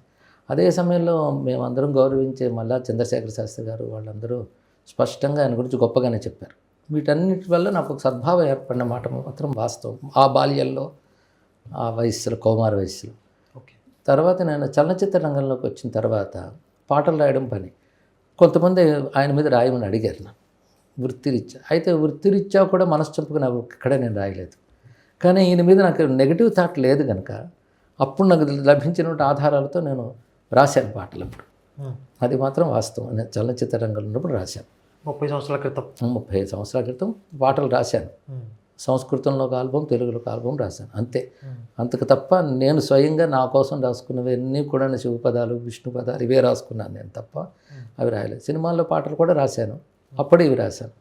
తర్వాత నేను తెలుసుకోవడం మొదలుపెట్టిన తర్వాత రచించడం అనేది కూడా లేదు. ఎవరు అడిగినా కూడా రాయను అని చెప్పడం జరుగుతుంది. అయితే కొన్ని పిక్చర్స్ని మేము చూసుకుంటే కొన్ని వీడియోలో కూడా 1-2 చోట్ల మీరు మాట్లాడారు, బాబా గారు అది చెప్తాను, మాట్లాడారు, హారతి కూడా ఇచ్చినట్టు. 2 సందర్భాలు, అది ఒకటి చెప్తాను. బాబా గారిపైన ఎక్కడ ప్రవచనం చెప్పలేదు. కానీ అమెరికా విదేశాలకు వెళ్ళినప్పుడు ప్రవచనాలకు డేట్స్ ఒప్పుకుంటాను, ఈ ఊరు వారు అడుగుతారు, ఇక్కడ నుంచే అది ఒప్పుకుని వెళ్ళడం జరుగుతుంది. ఆ సంఘం వాళ్ళ వెన్యూ ఒక ఇలాంటి సాయిబాబా గారి ఆలయాలు అక్కడ ఉన్నాయి కదా, అందులో ఒక హాల్లో పెట్టుకుంటారు. అప్పుడు నేను వెళతాను. వెళ్ళినప్పుడు ఒక మహానుభావుడు, మన భారతదేశం పద్మభూషణ్ కూడా ఇచ్చినటువంటి గొప్ప డాక్టర్ గారు ఉన్నారు. నిజంగా నోబెల్ పర్సన్, మనందరూ గర్వించిన గొప్ప వ్యక్తి ఆయన. మహనీయులు, గొప్ప సహృదయులు, పైగా ఎంత ఉదార బుద్ధి అంటే ఎంతకు దానం చేస్తారు అని మంచిగా ఉన్నాయి. ఆయనకి సాయిబాబా గారి మీద విశ్వాసం. ఆయన ఒక గుడి కట్టారు. అక్కడ ఒక ప్రవచనానికి, సేవకి ఒక హాల్ నిర్మాణం చేసినప్పుడు నా చేత ఆవిష్కరింపజేయాలని కోరిక. ఆ వెళ్ళినప్పుడు ఆయన నన్ను ఒక్కసారి వచ్చి మీరు దండ వేసి హారతి ఇవ్వండి అన్నారు. అప్పుడు నేను తటస్థ భావంలోనే ఉండేవాడిని. ద్వేషభావం, నాకు ఇప్పుడు ద్వేషభావం లేదనుకోండి, తటస్థ భావంలో ఉన్న ఈయన దేశాన్ని గర్వించదగ్గ గొప్ప వైద్యుడు ఆయన భావాన్ని నేను గౌరవించి అక్కడ తటస్థ వైఖరిగా నేను ఇవ్వడం జరిగింది తప్ప భక్తిగా ఇవ్వలేదు, ద్వేషము లేదు. దీన్ని అది వీడియో తీసి చాలామంది ఎక్కువగా వ్యాపింపజేశారు. కానీ అక్కడ హాల్లో నేను ప్రవచనం గురువుతత్వం మీద మాట్లాడమన్నప్పుడు ఒక్కటి కూడా వారి గురించి కానీ వారి మాటల గురించి కానీ నేను మాట్లాడలేదు. మన సనాతన ధర్మంగా వచ్చినటువంటి దత్తాత్రేయ స్వామి వారు, గురుగీత, ఈ విషయాలే నేను మాట్లాడాను. ఇప్పుడు మీలాగా ఇంకెవరైనా ప్రవచనకర్తలు కూడా ఏదైనా ఒక సభలో పాల్గొన్నప్పుడు అక్కడ సభా మర్యాద కోసమో మొహమాటం కొద్ది ఎవరన్నా నిర్బంధ పెడితేనో సాయిబాబా గురించి 2 మాటలు చెప్పడము, ఇలా హారతి ఇవ్వడము, సంథింగ్ ఏదో జరుగుతుంది. వాటిని చూపించి శిష్టాచారము, అంటే సాయిబాబాకు ఉన్న ప్రమాణం ఏంటి అంటే శాస్త్రం ప్రమాణం లేదు కాబట్టి అవి చూపించి ఇది శిష్టాచారము, అది వారి మీద గౌరవంతో చేసిన తప్ప ఇది కాదు. తెలియదు కనుక దాన్ని వాళ్ళందరూ వ్యాప్తి చేశారు. ఇక ఆయన గురించి నేను మాట్లాడడం అనేది ఎప్పుడూ జరగలే. కానీ ఒకప్పుడు హైదరాబాద్లోనే నేను ప్రవచనం చేసి వస్తూ ఉంటే అందరూ అక్కడ కలిసి మీరు రావాలి, లోపలికి రావాలి నన్ను పిలిచారు. పిలిస్తే మీరు మాట్లాడాలన్నారు. అంతమందికి వచ్చినాయి. ఇది ధర్మానికి విరుద్ధం మాట్లాడే స్థితి కాదు అది. అక్కడ మాట్లాడండి. నా ఇంకో భావం ఏంటి, అక్కడ ఉన్న వాళ్ళందరూ హిందువులే. హిందువులు తిరిగి ఇది కాదు అని నేను అన్నాను అనుకోండి, వాళ్ళు నా మాటే కాదంటారు. ఇప్పుడు వాదించే సమయం కాదు కనుక అక్కడ ఉంటూనే మన ధర్మంపై వాళ్ళు తిప్పాలి అని నేను వాళ్ళు పిలిస్తే వెళ్ళాను తప్ప ఇంకెప్పుడు ఆ సమయంలో మాత్రం వాళ్ళు మాట్లాడమని అడిగితే నేను చుట్టూ చూశాను. 2 మాటలు కనపడాను, శ్రద్ధ సబూరి అని. ఈ 2 బాగున్నాయి. శ్రద్ధా సహనం. నేను అప్పుడు ఒక మాట వాళ్ళు పూర్తి వీడియో పెట్టారో లేదు కానీ నేను మాట్లాడింది అందులో, మీరు విశ్వాసం ఏర్పరచుకుని ఆయన కిరీటాలు పెట్టి ఇవన్నీ చేస్తున్నారు కానీ ఇవన్నీ ఆయన చెప్పినవి కావు కదా. ఆయన చెప్పినవంటూ కనబడుతున్న వారు 2 శ్రద్ధా సహనం. అది సాధనలో పెట్టుకోండి, అది బాగా చేసుకోండి. ఇదే నేను చెప్పిన మాట. అది ఒక్కటే మొత్తం నేను ఇన్ని వేల ప్రవచనాల్లో నేను అతని గురించి ప్రవచనంలో భాగంగా కాకుండా వేరే ఒక సందర్భంలో చెప్పడం జరిగింది. ఈ 2 పొరపాటో లేదా యాదృచ్ఛికమో అనివార్యమో 2 జరిగాయి. నిజం చెప్పాలంటే మీరు చెప్పింది చాలా తక్కువ. అంటే ఇప్పుడు అది కూడా ఏదో తక్కువ కాదు, అసలు ఎప్పుడూ చెప్పలేదు అసలు. ఈ 2 సందర్భాలు చెప్పాను కదా. 2 సందర్భాలు కూడా ఆ వ్యక్తిని గౌరవించి, అంటే ఒక్కొక్కరి విశ్వాసాన్ని మనం ఎప్పుడు గౌరవిస్తాం. సనాతన ధర్మంలో దాని స్థానం ఏమిటా అనేది తర్వాత ప్రశ్న. కానీ కొంతమంది క్రిస్మస్ రోజు కూడా ఎవరినో పెద్దవాళ్ళని పిలుస్తారు, హిందుత్వంలో ఉన్న పెద్దవాళ్ళని ఎవరో పిలిచారు, వాళ్ళు కూడా మొహమాటం కొద్ది ఆ రోజు వాళ్ళని ఏదో సంతోషపెట్టాలి కదా అని చెప్పి యేసు గురించి 2 మంచి మాటలు. మనకి ద్వేషం లేదు కదా. అందుకోసం ఏంటంటే అందరు వెతుక్కుని మంచి మాటలు తీసుకుని ఆ సహనం తెచ్చుకోండి, ఆ శ్రద్ధ పెట్టుకోండి, ఇవి తీసుకోవాలి తప్ప ఏదో మహిమలు వాటికి ఆపాదించేయకండి. ఇదే మాట్లాడాను నేను. అది కూడా మన ధర్మం వైపు తిప్పి మళ్లించే ప్రయత్నంలో మాట్లాడింది. అంతేగాని అక్కడ నేను ఆ భక్తుడిగా నేను ప్రకటించలేదు. ఎప్పుడూ నాకు ఆ భక్తిభావం లేదు, ద్వేషభావం అంతకంటే లేదు. తటస్థ భావమే. కానీ సనాతన ధర్మంలో శాస్త్రసమ్మతంగా దాన్ని తీసుకురావడం అనేది నా మనసు అంగీకరిస్తుంది. అది మాత్రం నేను మొదటి నుంచి అన్ని చోట్ల చెప్తూనే ఉన్నా. అయితే గురువుగారు, ఇప్పుడు ఎప్పుడో సాయిబాబాని మొక్కుంటాము అనుకుందాం. నేను మొక్కాను. ఇప్పుడు నేను సాయిబాబాకి సంబంధించి అతను సనాతన ధర్మంలో భాగం కాదు అని తెలుసుకున్నాను. అప్పుడు మొక్కాను కాబట్టి ఇప్పుడు నేను తెలుసుకున్న విషయాన్ని చెప్పడానికి నేను అర్హుణ్ణి కాదు అంటున్నారు. అప్పుడు ఎందుకు మొక్కావు, అప్పుడు బుర్రలేదా అన్నట్లుగా. అలాగే ఇప్పుడు ఉదాహరణకి కరుణాకర్ గారు కానీ లలిత్ కుమార్ గారు కానీ వీరు ఎక్స్ క్రిస్టియన్స్ అని చెప్తారు. అంటే అందులోంచి వచ్చారు కాబట్టి ఇక హిందూ ధర్మం గురించి చెప్పేటటువంటి హక్కు లేదు అని చెప్తారు. అంటే ఒక విషయం నిజాన్ని తెలుసుకున్న తర్వాత అది ప్రకటించేటటువంటి అర్హత ఉండదా గురుగారు? ఉంటుందండి, తప్పకుండా ఉంటుంది. ఏదైనా కూడా ఒకప్పుడు అయ్యో ఇలా చేసామే అని మళ్ళీ అది కాదు అని చెప్పడానికి అది నిజాయితీకి సంకేతం, స్వచ్ఛతకి సంకేతం. మన హృదయాన్ని చక్కగా అంగీకరించాం కదా. అదే మేము ఒకప్పుడు ఉన్నాం కనుక తర్వాత రియలైజ్ అయ్యేలా వచ్చాం కనుక ఆ రియలైజేషన్ మీరు తీసుకోండి అని చెప్పడంలో తప్పేముంది. ఇంకొక మాట గురుగారు, గురు బ్రహ్మ గురు విష్ణు అని చెప్తారు, గురు సాక్షాత్ పరబ్రహ్మ అని చెప్తూ, ఇప్పుడు సాయిబాబా ఎందుకు పరబ్రహ్మ అన్నదానికి ఆయన గురువు కాబట్టి పరబ్రహ్మ అనేలాగా ఎక్స్ప్లెనేషన్ ఇస్తూ వాదన చేస్తున్నారు. నిజమే, గురువు మనకి అన్ని విషయాల్లో కీలకము. ఆయనపై గురువు ఉంటే మనం ఆ పరమాత్మను అర్థం చేసుకోగలం, ఆ జ్ఞానాన్ని తెలుసుకోగలం. అయితే ఇక్కడ కొంత కన్ఫ్యూజన్ ఉంది గురుగారు. గురువు అనే పదానికి అర్థం ఏమిటి? గురు సాక్షాత్ పరబ్రహ్మ అంటూ పరబ్రహ్మ కంటే కూడా అంటే దేవుడు కంటే కూడా గురువే గొప్ప అనే మాటల్ని అది ఆమోదించాలా? శాస్త్రబద్ధమా లేకపోతే అతిశయోక్త? ఇప్పుడు యస్యదేవే పరాభక్తి యథాదేవే తథా గురువు అని ఒక మాట ఉంది. భగవంతుని ఎందు అలాంటి భక్తి ఉంటుందో అలాంటి భక్తి గురువు ఎందు ఉండాలి. ఆ చెప్పడం ఉద్దేశం ఇలాగ కల్టి చేసి పూజలు చేసి అలా చేయమని కాదు. ఇక్కడ భగవత్ సమానమైన గౌరవం. ఎందుకంటే ఆయన తపస్సు చేసి అనుభవించి చెప్పే ఉత్తమ గురువు గురించి చెప్పేటప్పుడు ఆ శ్లోకం చెప్తారు. అలాంటి వాళ్ళు నిరంతరం భగవత్ చింతన చేస్తూ భగవంతుడి గురించే చెప్పేటప్పుడు వాళ్ళ భగవతత్వమే వ్యక్తమవుతోంది కనుక మనం గంగున్న పాత్రని ఎలా గౌరవిస్తామో భగవతత్వం చెప్పే వ్యక్తి మనల్ని గౌరవిస్తాం. ఆ గౌరవం అనే దాని వెనకాల వాళ్ళు చెప్పే బోధతో పాటు వాళ్ళ అనుష్ఠానం, వాళ్ళ తపోబలం కూడా ఉంటాయి. అంతవరకు అది తీసుకోవాలి తప్ప అది తీసుకొచ్చి ఆయన విష్ణుమని పరబ్రహ్మమని ఇది చేసేసి వాళ్ళందరినీ పక్కన పెట్టి ఆ స్థానంలో ఇది పెట్టడం తప్పు. ఇది చాలా సూక్ష్మమైనటువంటి అంశం, అది గమనించాలి. ఇప్పుడు మనమందరం సాయిబాబా గారికి విరోధులమని, సాయిబాబా గారి పక్షం ఇంకొకరు ఉన్నారని ఈ వివాదం కాదు మనకు కావాల్సినటువంటిది. అదే ఈ ధర్మంలో ఏ విధంగా మనం స్థానం కల్పిస్తామనేది ఆలోచిస్తే కల్పించబడదు అని మనం చూసుకొని, అది వారి విశ్వాసానికి నమస్కారం. ఎవరి విశ్వాసం వారిది, ఎవరి అనుభవం వారిది. అది ఆ విశ్వాసం వారికి సరిపోతుంది, ఆ విశ్వాసం వారికి సరిపోతుంది. కానీ ఆ విశ్వాసాన్ని ఈ ధర్మంలో తీసుకొచ్చి విమర్చడం మాత్రం మనం సర్దుకోలేకపోతున్నాం. సనాతన ధర్మాన్ని కలుషితం చేయొద్దు, కలుషితం ధర్మాన్ని అయిపోతుంది, ధర్మంగా ఉంచాలి. వక్రీకరణ అవుతుంది, అపార్థం అవుతుంది, ఒకదానికి మరొకటి కల్పించబడుతుంది కదా.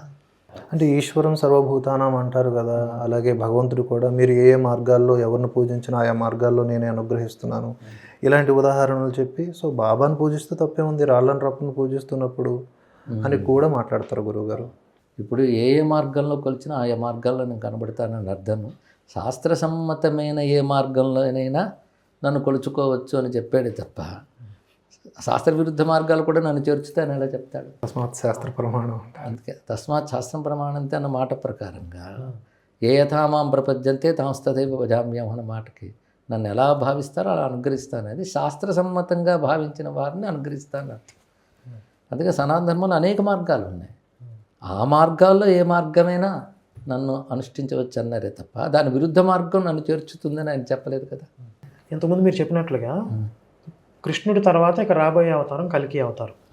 ఈ మధ్యలో వచ్చేటటువంటి గురువుల గురించి కానీ అవతారాల గురించి కానీ ఇక్కడ అసలు ప్రస్తావన అనేది శాస్త్రాలు ఎక్కడ లేదా గురువు? అంటే మహనీయులు మహాత్ములు సిద్ధపురుషులు వస్తారన్న విషయాలు మాత్రం అనుకున్నాయి, వాళ్ళ అవతారాలు అనడానికి లేదు. ఓకే, అలా గౌరవించేమే తప్ప ఆ విభూతిని విభూతిగా గౌరవించేమే కానీ భగవంతుడికి ప్రత్యామ్నాయంగా మనం ఈ స్థానాలకి తీసి ఆ స్థానం పెట్టలేదు. అంతే. మీ అనేక సంపాదకీయాలు నేను వీడియోల రూపంలో చాలా చేస్తుంటాను. సంతోషం. ఇన్ని విషయాలు మేము ఇప్పుడు చెప్తున్నవి ఎప్పుడెప్పుడో చెప్పేశారు మీరు. చాలా రియలైజేషన్ నాకు, అంటే ఎప్పుడో తెలుసుకోవాల్సినవి మేము యాక్చువల్లీ ఇప్పుడు మేమేదో చెప్తున్నాం అనే భ్రమలో ఉన్నాం, మీరు చెప్పేస్తున్నారు ఆల్రెడీ. నాకు అక్కడ మీలో ఉన్న రెబలిజం అనొచ్చలేదు ఆ పదం, అది మాకు కనిపించింది. అంటే విప్లవం, అంటే జ్ఞానంలో కూడా విప్లవం ఉంటుందని మాకు అవగతం అయింది. చాలా చాలా సంతోషపడ్డాను అప్పుడు. అంటే ప్రతి సంపాదకీయంలో అదే ఫీలింగ్ వస్తుంది నాకు. అది 30 ఏళ్ళ నుంచి ఇదే తాపత్రయపడుతూ చెప్పినా రాసినా ఒకటే. అదే గురుగారు, ఎక్కడ ప్రవచనాల్లో కూడా ఇప్పుడు మన భావాలకి విరుద్ధంగా నేను అక్కడ చెప్పలేదు, ఇదే చెప్తూ ఉన్నాను. మేము ఇది ప్రారంభించేటప్పుడు కొంతమంది పెద్దవారిని కూడా వాళ్ళ అభిప్రాయం తీసుకోవడం జరిగింది గురుగారు. మీరు ప్రారంభించండి, సమయం సందర్భం వచ్చినప్పుడు మేము కూడా దీని మీద మాట్లాడుతూ ఉన్నారు. అయితే మీ అభిప్రాయం కూడా తీసుకోవాలి అని ఇక్కడ రావడం జరిగింది ఈరోజు. అసలు శాస్త్రం ఏం చెప్తుంది, మీ ద్వారా తెలుసుకుందాము అని వస్తే మీరు విస్పష్టంగా ఇది శాస్త్ర విరుద్ధం అనేది చెప్పడం మాకు చాలా సంతోషంగా ఉంది గురుగారు. అంటే మేము చేస్తున్నటువంటి పని ఇది శాస్త్ర సమ్మతమే అంటే మేము కూడా ఇంకొంచెం ధైర్యంగా ముందుకు వెళ్ళగలుగుతాం.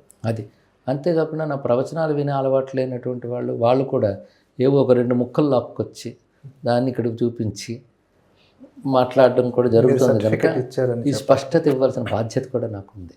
నా స్టాండ్ ఏమిటి అనేది తెలియజేయాలి. అప్పుడు రాసినప్పుడు మనసు చంపుకుని రాసిందేం లేదు, అలాగనే భక్తిభావంతోనూ రాసింది లేదు. అప్పటికి నాకు నెగిటివ్ థాట్ లేదు కనుక, మరొక భావం లేదు కనుక అప్పుడు రాయడం జరిగింది. తర్వాత సత్యం తెలిసిన తర్వాత అలాంటి పనులు ఎప్పుడూ చేయలేదు నేను. మీరు ఇందాక చెప్పినట్టు మనం ఒకటప్పుడు తెలుసుకున్న తర్వాత రియలైజ్ అయిన తర్వాత పక్కన పెట్టేశాం. సాయి మందిరాలకి ఆగమ శాస్త్రం అనేది ఉంటుందా? అస్సలు ఎలా ఉంటుందండి, దీని విషయంలో నాకు చాలా ప్రతిఘటనలు వచ్చాయి.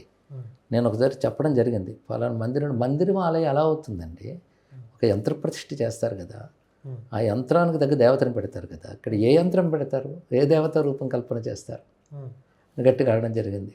ఒకరు రామయంత్రం పెట్టేస్తామండి, దాని మీద పెడతామన్నా. ఒక యంత్రం పెట్టి ఒక మూర్తిని పెడితే అంత పాపం. అది మంత్రం, యంత్రం, విగ్రహం 3 అనుబంధం కదా ఆలయం అనే దానికి ఆగమంలో చెప్తున్నది. మంత్రం జపం చేసి దాని పొటెన్సీని తీసుకొచ్చి యజ్ఞం ద్వారా తీసి దాని యంత్రంలో ధార పోసి దాని మీద దానికి తగ్గ ఆకృతిని నిర్మాణం చేసి దాని జలాదివాస ఆదివాసాలతో శుద్ధం చేసిన తర్వాత ఏ మంత్రం యంత్రం ద్వారా అక్కడ ప్రతిష్ఠింపబడిందో దానికి తగ్గ మూర్తిని ప్రతిష్ఠించాలి. దీన్ని బట్టి అబద్ధం, మోసం కూడా చేస్తున్నారు, కపటం జరుగుతుంది కదా, తప్పు కదా. ఒక బొమ్మ పెట్టి పూజించడం వేరే విషయం, పెట్టిందేమో మన యంత్రాలు పెట్టడం, అక్కడిది పెడితే పూర్తి శాస్త్ర విరుద్ధమై దుష్ఫలితాలు ఇస్తాయి. అది బాధాకరం. అదే మిగిలిన వాళ్ళలో 4 గోడలు లేపేసి ప్రార్థనా మందిరం ఒక పెట్టుకుని దండం పెట్టుకున్నాను అనుకోండి, ఇది వాళ్ళ విశ్వాసం వాళ్ళదనొచ్చు. అలా ఉండకుండా అది తీసుకొచ్చి దీంట్లో చొప్పించే ప్రయత్నంలో దీనికి దెబ్బ తగిలిస్తున్నారు. దానివల్ల దుష్ఫలితాలు వస్తాయి. ఇలాంటి ఇంకొక ఆయన నా దగ్గరకు వచ్చి ప్రవచనం చెప్పినప్పుడు రామకృష్ణ పరమహంస గురించి చెప్తారు, రమణ మహర్షి గురించి చెప్తారు, అక్కడ దాకా వస్తారు. ఇది చెప్తారేమో అని ఎదురు చూస్తాం, మీరు చెప్పరు, ఎందుకు మీరు ఎలా చేస్తారు అన్నారు. వాళ్ళెవరు కల్టులు చేయలేదండి, సంప్రదాయానికి విరుద్ధంగా లేవు. అంటే జనం నాడి బట్టి మీరు మాట్లాడడానికి కల్టి చేసి దానికి ఒక పద్ధతి చేశారు కనుక నేను మాట్లాడితే దాన్ని ప్రోత్సహించినటువంటి దోషం నాకు వస్తుంది, ఓకే. అందుకు నేను చెప్పను అని చెప్పడం కూడా జరిగింది. అవతార పురుష లక్షణాలు నేను చెప్పినప్పుడు కూడా పేరు చెప్పకుండా రాముడు అంటే ఎలా ఉంటాడు, కృష్ణుడు అంటే అవతార మూర్తి అంటే ఎలా ఉంటుంది, అలాగే ఒక గురువు అంటే ఎలా ఉంటాడు, భేదం ఉంది అవతార పురుషులకి వీళ్ళకి. అందరినీ అవతారాలు ఎన్నికకి మనకు అర్హత ఏమిటి అవతారం నిర్ణయించడానికి? అవతారం అవతరించక ముందు కూడా ఒక మంత్రాది దేవత ఋషులు ఉపాసన చేసి మీరు అవతరించారని ప్రార్థించినట్లుగా రామాయణం, భాగవతం, భారతం చెప్తున్నాయి. వారు ఏ మంత్రంతో ఉపాసించారో ఆ దేవత ఆవిర్భవిస్తుంది. కనుక తత్వాన్ని ఉపాసిస్తే ఆ విష్ణువు అప్పుడు ఉన్నాడు, మంత్రదేవత ఉన్నాడు, ఆ మంత్రాది దేవత అవతరించాడు. రాముడు వచ్చిన తర్వాత దేవుడు కాలే, కృష్ణుడు వచ్చిన తర్వాత దేవుడు కాలే. ఇంకోటి గురువుగారు, దీనికి అనుబంధంగానే ప్రశ్న, అదే ఆలయాల్లో శివుడు ముందు ఉండాల్సిన నందీశ్వరుడు సాయిబాబా ముందు పెడతారు. ఏదో ఒక హిందూ దేవీ దేవతలు లేకపోతే హిందువులకు సంబంధించినటువంటి శాస్త్రాలు విషయాల్ని కలుపుతున్నారు. అలా శివుడి ముందు ఉండాల్సిన నందిని సాయిబాబా ముందు పెట్టడం, లేదా గరుడ వాహనం మీద సాయిబాబా గారిని కూర్చోబెట్టడం, కూర్మ అవతారం మీద లేదా కూర్మం మీద ఆయన పాదం పెట్టేలాగా విగ్రహాలు, వీటి వల్ల కలిగే దుష్పరిణామాలు ఏంటి, శాస్త్రం ఏం చెప్తుంది గురువుగారు? మా గురువుగారు సద్గురు శివానందమూర్తి గారు మీకు తెలుసుంటారు. ఆయన ఒకసారి చాలా బాధతో అన్నారు, వాడు పాదాల దగ్గర మన దేవుళ్ళని పెట్టడం ఎంత బాధాకరమైన విషయం అన్నారు. శివలింగం మీద సాయిబాబా కూర్చొని పానవట్టం మీద ఆయన కాలు పెట్టి కూర్చుంటాడు. ఎంత బాధాకరమైన విషయం అండి. అంతే కదా, పాదాల దగ్గర మన దత్తాత్రేయ స్వామి లాంటి వాళ్ళని పెట్టి పూజ చేయడం, అది చాలా బాధాకరమైన అంశం. ఎక్కడ పెడుతున్నా ఏమిటి, ఎట్టిపోతున్నది. ఎలా చూస్తే ఆయన శుంఠి చేపించుకున్నటువంటి ఒక అన్య మతస్థుడు ఆయన, అంటే ఒరిజినల్గా చూస్తే చరిత్ర ప్రకారం. మామూలుగా చూసినప్పటికి కూడా ఇందాక చెప్పినట్టు వాళ్ళ విశ్వాసం అంటే వాళ్ళకి బొమ్మ పెట్టుకోవాలండి, విగ్రహం పెట్టుకోవాలండి. కానీ ఈ స్వరూపం అది, ఆ స్వరూపం ఇదని భ్రాంతి కల్పించడం చాలా తప్పు కదా. పరబ్రహ్మగా ఎవరిని ఉపాసించాలో వేదాంత శాస్త్రాలు నిర్దేశించాయి. దేవతల్లో కూడా ఉపాస్య దేవతలోనూ ఒకరు ఉంటారు, ఎవరిని ఉపాసించాలి అని చెప్పారు. అంటే పరబ్రహ్మముగా ఉపాసించదగ్గ దేవతలు ఎవరు? పరబ్రహ్మం నిర్గుణము, సగుణము అని 2 రూపాలు. నిర్గుణ బ్రహ్మము ఎప్పుడూ ఒకటే. సగుణ బ్రహ్మకు వచ్చేటప్పటికల్లా ఆ నిర్గుణ బ్రహ్మమే సగుణ బ్రహ్మముగా వ్యక్తమైనప్పుడు ఏ రూపాలుతున్నాడో ఆ రూపాలను ఎలా ఉపాసించాలని వేదం నిర్దేశించింది. ఆ నిర్దేశించిన ప్రకారంగా మనకు 6 రూపాలు స్పష్టంగా చెప్పబడ్డాయి. శివ, విష్ణు, శక్తి, సూర్య, గణపతి, సుబ్రహ్మణ్యుడు. ఈ 6 ప్రధానంగా వేదం చెప్పినటువంటి ఉపాస్య దేవతలు. త్రయీవేద్యం హృద్యం అన్నారు శంకరుడు. వేదవేద్యుడైన వాడే భగవంతుడు అవుతాడు. సో ఫలితము లేదా పరమగతి పొందాలన్నా ఏదైనా సరే మనకి వేదం చెప్పినట్టే ఉండాలి. అందుకేదా మన సనాతనం హిందూ ధర్మంలో ఉంటూ గట్టిగా ఇది ఉపాసిస్తేనే మనం తరిస్తామని విశ్వాసంతో ఉన్నవాళ్ళమే సనాతన ధర్మంలో ఉన్నవాళ్ళం కదా. అలాంటప్పుడు ఇతర మతాల వాళ్ళని కూడా మనం కలిపేసుకోవచ్చు. అలాగని వాళ్ళని మనం ఏమనం, వాళ్ళ మతం, వాళ్ళ గౌరవం వాళ్ళు పాటిస్తున్నారు, అలాగే ఇది కూడా ఒక మతంగా వాళ్ళు పాటించుకోవచ్చు. అది ఇప్పుడు వేద విరుద్ధమైనటువంటి ఎలాంటి మతం అనుసరించే దుష్ఫలితాలు కూడా తప్పకుండా ఉంటాయండి. అశాస్త్రవిహితం ఘోరం అని కృష్ణ పరమాత్మ గీతలో చెప్పాడు కదా. అశాస్త్రవిహితం ఘోరం. యజంతే నామయజ్ఞాస్తే దంభమాన వదాన్వితా. పేరుకు మాత్రమే మనం వాడుకుని ఈ యజ్ఞములు మనకు ఏవవుతున్నాయో వాటిని వికృతం చేసి అలా వాడుకుంటే శాస్త్రవిరుద్ధంగా వాళ్ళకి సద్గతి రాదు సరికదా. వాళ్ళని నేను తర్వాత నీచ యోనుల్లో పుట్టిస్తాను, అంటే రాక్షసాది పశుజన్మలు కలిగిస్తాను. వాడు మా అప్రాప్యవిత కౌంతేయ తతోయాన్ చదమాంగతి అన్నాడు. వాడు ఏ జన్మలోనూ నన్ను పొందలేడు, ఇంకా అధమగతిని పొందుతాడు అని కూడా చెప్పాడు. గత 100-150 సంవత్సరాల క్రితము లేకపోతే మహా అయితే ఒక 200 సంవత్సరాల క్రితం ప్రింట్ చేసుకున్న కొన్ని పుస్తకాలని లింకప్ చేసి డాట్స్ కనెక్ట్ చేసుకొని ఇదిగోండి ప్రమాణం అని సాయిబాబా గారిని హిందూ దైవంగా ప్రూవ్ చేయడానికి ట్రై చేస్తూ ఉంటారు. ఈవెన్ షిరిడి సంస్థానం లాంటివి కూడా అతను హిందూ దేవుడు కాదు అని కోర్టులో వాదించిన పరిస్థితి చూస్తూ ఉన్నాం. ఆయన secular god, he is not Hindu, he is not. అటువంటిప్పుడు మనం ఖచ్చితంగా అది హిందూ మతంలో భాగం కాదని చెప్పచ్చు. ఎందుకంటే సెక్యులర్ అంటేనే నాన్ హిందూ అని అర్థం, ఎగనిస్ట్ హిందూ. సెక్యులర్ పదానికి హిందూ వ్యతిరేకము, హిందువుకి సంబంధం లేదు. సంస్థను యాక్సెప్ట్ మరి బహిరంగంగా వాళ్ళే చెప్తున్నారు. మన హిందువులు ఏమార్చడానికి మాత్రమే ఈయన హిందూ దేవుడిగా ప్రచారం చేస్తున్నారు. కోర్టులకు వెళ్తే మాత్రం క్లియర్గా ఈయన హిందూ కాదని చెప్తున్నారు. ఇంకొక మాట కూడా ఇంతకుముందు డిస్కస్ చేసుకున్నాము. ఓవరాల్ సచ్చరిత్రలో బాబా గారు ముస్లిం భక్తులకి అంటే ముస్లిం భక్తులుగా అక్కడ రాసుకున్న చోట వాళ్ళకి ఏం చెప్తారంటే నీకు నాకు అల్లాయే దేవుడు, అల్లా మాలిక్, సబ్కా మాలిక్ ఏకే అని చెప్తారు. హిందూ భక్తులకి నేనే నీ శివుడిని, నేనే నీ రాముడిని, ఇదిగో నా పాదాలను ఆశ్రయించు, గంగా యమున ఇక్కడే ప్రవహిస్తుంది అంటారు. ఇక్కడ నాకు హిపోక్రసీ కూడా కనిపిస్తుంది అనేది నాకు అనిపిస్తున్న ఒక పర్సెప్షన్. అదే ఆయన అల్లా మాలిక్ అన్నాడు కనుక ఆ మతస్థులు ఆయన గౌరవిస్తున్నారా? ఆ మతస్థులు వాళ్ళు జస్ట్ ఒక వాటికి వాళ్ళ వెళుతున్నారు. మత బోధకుడిగా చూస్తున్నారు అంతే. బోధకుడిగా కాదు, అసలు వాళ్ళు గౌరవించి వాళ్ళ దానిలో పెట్టుకుంటున్నారా? వాళ్ళ తాలూకా ప్రార్థన మందిరాలు ఏమని పెట్టట్లేదు. మనం మాత్రం తెచ్చి పెట్టుకుంటున్న ఆలయాల మధ్యలో పెడుతున్నాం, మన దేవుళ్ళని వాడి దగ్గర పెడుతున్నాం. ఆయనే రాముడు, ఆయన కృష్ణుడు అంటున్నాం. వాళ్ళు కనీసం ఇంకొకటి ఆయన పెడితే కానీ ధనం రాదు అనే అభిప్రాయం అనేక దేవస్థానాలకు కూడా కలుగుతుంది. అందుకే అనేక ఆలయాల్లో కూడా పెట్టడం. ఒక చోట శివాలయానికి ప్రజలు తగ్గిపోయారు, ఈయన పేరును కట్టిన ఆలయాలకి, వీటిని ఆలయాలు అనకూడదు, ఈయన పేరు పట్టిన వాటికి వస్తున్నారని చెప్పి ఆ శివాలయం పూజారి పొద్దున్నే నామకేవాస్త దీపం పెట్టే శివాలయంలో తాళం వేసి ఈ ఆలయానికి అర్చకత్వం చేస్తున్నాడు. అసలు అర్చా విధానం ఏమిటి? దానికి అర్చా విధానమే లేదు కదా. అంటే సచ్చరిత్రలో కూడా ఒక చోట ప్రస్తావించారు గురువుగారు, మనకి కాశీయే గయా, కాశీయే పండరీపురము, ద్వారక, బద్రీనాథ్, కేదార్నాథ్, అంటే ఈ క్షేత్రాలు వేటికి కూడా వెళ్ళక్కర్లేదు, షిరిడీకి వస్తే సరిపోతుంది. సాయినాథుడే మనకి రాముడు, కృష్ణుడు ఇత్యాది దేవతా స్వరూపాలు అని చెప్పి వాళ్ళు స్పష్టంగా సాయి సచ్చరిత్రలో రాసుకున్నారు. ఇది మన దేవతా స్వరూపాల మీద, మన పుణ్యక్షేత్రాల మీద జరుగుతున్నటువంటి దాడిగా మనం ఎందుకు చూడకూడదు? షిరిడియే మక్కా అవ్వాలి కదా గురువుగారు, ఆ లెక్క ప్రకారం షిరిడియే జెరూసలేం అవ్వాలి కదా. రెండు వాళ్ళు ఒప్పుకోరుగా, మనం ఒప్పుకుంటాం. అది బాధ. ఎందుకంటే మనది వదిలేయడానికి ఎప్పుడు మనం సిద్ధంగా ఉంటాం. అయినా మనం వదిలి పట్టుకోవాల్సిన లక్షణం ఏముంది అక్కడ? పట్టుకోవాల్సింది ఏముంది అక్కడ? ఇక్కడ నిర్మోహమాటంగా నేను ఒక ప్రశ్న అడుగుతున్నాను, ఇది కలిపురుషుడి ప్రభావం అయి ఉంటుందా? 100% కలి ప్రభావం వలన ఇక్కడ బుద్ధులు పుడుతూ ఉంటాయి. ఇందాక చెప్పినట్లు వారి విశ్వాసానికి మేము ఎప్పుడూ నమస్కరిస్తాం. ఎవరి విశ్వాసాన్ని తృణీకరించం, ఒక విశ్వాసాన్ని విఘాతం కలిగించకుండా తప్పే. ఆ విశ్వాసానికి వారి దైవంగా అనుకుంటే అనుకోనేయండి, కానీ దాని సనాతన ధర్మంలో భాగంగా అనకూడదు. అదే అప్పుడు అది మన విశ్వాసాన్ని, మన విశ్వాసం మాత్రం కాదు, మన శాస్త్రసమ్మతమైన ఒక విశ్వాసంతో మనం ఉన్నాం. అవును, ఈ శాస్త్రానికి సంబంధం లేనిది అది. అందుకే దీన్ని కలిపితే మేము ఈ శాస్త్రంలో, ఈ సనాతన ధర్మంలో ఉన్నాం కనుక దీని గతి చెందదు అని. సాయి గాయత్రి మంత్రాన్ని ఒక్కసారి ఉన్నాను.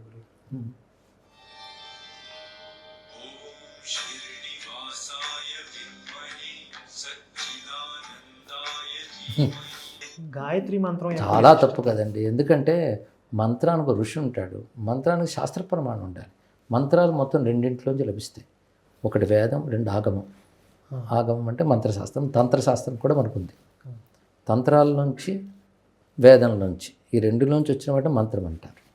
ఆ రెండిటికి మంత్రము వ్యక్తి తయారు చేసినవి కావు, వాటికి ఋషులు తపశ్శక్తితో ఇచ్చినటువంటిది. కనుక ప్రతి మంత్రానికి ఋషి ఉన్నాడు. ఇక్కడ ఎవరు ఋషి? దీనికి ఏ వేదంలోంచి తీశారని, ఏ తంత్రశాస్త్రంలోంచి తీసుకొచ్చారని. స్వబుద్ధి రచితై శాస్త్రై అన్నారు. వాళ్ళ బుద్ధితో వాళ్ళు రాసేసుకున్నటువంటివి అప్రమాణం, వాటిని అనుసరిస్తే ప్రమాదం. అదే మనం ఎప్పుడూ మన సంస్కృతికి ఆధార గ్రంథాలు మర్చిపోకూడదు. ఒకటి వేదం, పురాణం, ఇతిహాసం, ఆగమం. ఆగమం అంటే మంత్రశాస్త్రం. ఈ 4 మనకు ప్రధానం.